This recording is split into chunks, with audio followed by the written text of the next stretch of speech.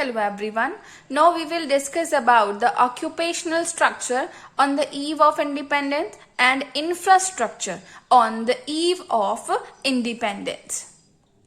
We will discuss about the occupational structure at first. Occupational structure and infrastructure both are important for the growth of the economy. And if we talk about the occupational structure on the eve of independence, then we will discuss the various observations regarding occupational structure. For the occupational structure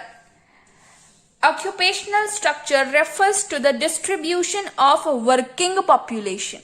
Working population across the three sectors. Three sectors means the primary sector, the secondary sector,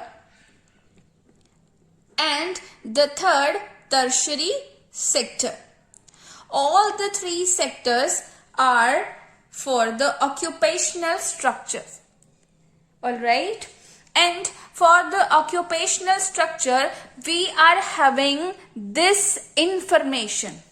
This information that has been taken from the census of India in the year 2001. As we know that for the occupational structure, three sectors are involved: primary sector, secondary sector, and the tertiary sector. In the year 1951, the occupational structure was showing this element. Means under primary sector, these activities were conducted. Under secondary sector, these were the industries who were working. And under the tertiary sector, these are the percentages that the share of occupation for the people. If we talk about the primary sector, and you can see in the primary sector, in agricultural laborers, forestry, fisheries, plantation, and for the mining, these all are the sectors that comes under the primary sector. You can see that 72.7% is the population in the year 1951 that was dependent upon the primary sector, means agriculture. Alright, and in secondary sector, 10% population, 10.1% population dependent upon the industry, that is secondary sector. And here small and large scale industries were 9%, and construction work, building construction work, that was only 1.1%. So 72.7% is the share of population in the primary sector, 10% population was in the secondary sector, and in the tertiary sector, that is also known as the service sector. In the service sector, 17.2% population was involved. Here trade and commerce, transport, storage and communication, and other services. And these were the structure, this is the structure that is showing that 72.7% working population was involved in primary sector, 10% in secondary, and 17.2% in the tertiary. And this is 100% of the working force or working population of India in the year 1951. From this, we can observe that here in 1951, or on the eve of independence, the working population was involved highly in the sector of agriculture. Means agriculture was considered as the principal source of occupation. On the eve of independence, about 72.7% share of the population that was engaged in the agriculture. But if we compare this share to advanced countries, means to America, Japan and Germany, the percentage of working population involved in agriculture in these countries were in America 2%, in Japan 12%, and in Germany 4%. But here in India, 72.7% population was involved in agriculture. Means our economy was agrarian economy. And that was the sign that shows the backwardness of Indian economy at the time of independence. And for the industry was insignificant source for the occupation. Means few people were involved in the industrial sector or in the secondary sector. On the eve of independence, merely 9% population was there which was involved in manufacturing industries. Alright, and if we compare it to the advanced countries, then we can see that in America 32% population, in England 42%, and in Japan 39% population was engaged in the secondary sector or in the industrial sector. And if we compare, this is the very less amount in India. And this is the second phase which is showing the backwardness of Indian economy at the time of independence. Third is the unbalanced growth. The table that we have already seen that shows the unbalanced growth of Indian economy, that is showing the different percentage of share. More percentages of agriculture means primary sector, 10% is of secondary sector, and 17.2% is of the tertiary sector. That is not the equal growth. But for the balanced growth is what? It means when all the sectors of the economy are equally developed, then it would be known as the balanced growth. But in India, tertiary and secondary sector was in the infant stage only. Only agriculture sector was there, that is contributing most to the GDP. Now, we will discuss about the infrastructure on the eve of independence. For infrastructure, the elements of infrastructure are divided into the two parts. That shows economic change and the social change. Under economic change, means of transport, communication, banking, power or energy. And under the social change, elements covered are the growth of educational, health and housing facilities. For infrastructure, here are some observations. Very first is, railways were developed for finished goods to send goods from Britain to India. As India was converted into the importer of the finished goods, so railways were developed by the Britishers under the British rule to send the finished goods from Britain to India. And second is, the port was also developed.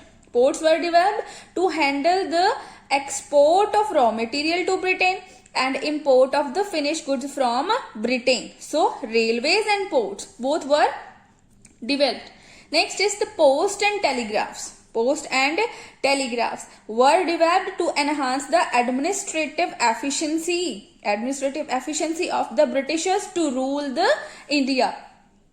And roads were also developed. Roads were developed to facilitate the transportation of raw material from different parts of the country to the ports, because India has to send the raw materials, the primary goods of various produced under the agriculture sector. They had to send the goods from India to Britain as a raw material for the finished goods that India had to purchase afterwards. So the roads were developed for the facilitation of the raw material, because Britishers wants to collect raw material from each and every part of the country. So with these observations, we can say the infrastructure was changed during the British rule, but only to the modest, not very much development was observed. So, but motive behind the change was not the growth and development of Indian economy. The motive was the growth of a British economy, because India was the colonial exploitation by the Britishers, and India was colony and Britishers were the ruler. So Indian economy remained backward at that time. even with these kind of developments, because the major benefit of these developments were for the Britishers only. Now we will do the topic, was there any positive impact of the British rule in India? If we talk about the positive impact of the British rule in India, and if the question is that was there any positive impact of the British rule in India, then certainly not, because it was observed. If we take the motive behind these developments that the Britishers did, motive was clear. Their focus was only of the colonial exploitation, all right, and everything that they did was for their development and was for their benefit only. But still there are, you can say, the positive side effects of the British rule that are present, and now we are going to discuss the same. First is the commercial outlook of the farmers. The British rule that helped in changing the outlook of the farmers, alright, who started producing for the sale in the market than merely for a subsistence, because prior to the British rule only subsistence farming was prevailing. There was no any commercialization of agriculture. But after the British rule, they forced the commercialization, and with that, the positive impact was that the commercial outlook that happened in India. Alright. New opportunities of employment. With the development of railways and roads and railways, they opened the new opportunities for the farmers to grow economically and socially. Both railways and roads that were infrastructural development, and that create many opportunities. That is why in India under British rule many opportunities were created by the Britishers. So the farmers of India and the youth at that time, they found very good opportunity to do other works than the agriculture. Next is the control of famines. As I talked about the infrastructural development of railways and roads that helped to economic and social growth of the Indian economy, and it also helped to transport the food from one part of the country to another part, and that is why the famines that was under control. Monetary system of exchange. There was transition from the barter system to monetary exchange, because in the prior time before the British rule, the barter system existed for the exchange of goods and services. But after the British rule, barter system was abolished and a monetary system that had been started, and this facilitated the division of labor and expansion of production facilities in India. Next is efficient system of administration. Britishers had an efficient system for the administration in India, which served as a ready platform for Indian politicians. Indian planners took advantage of this administration system. Under the British rule, they have observed many things, and they focused the same things in the planning process for the growth and development of India. And this is all about the positive contribution of Britishers in India.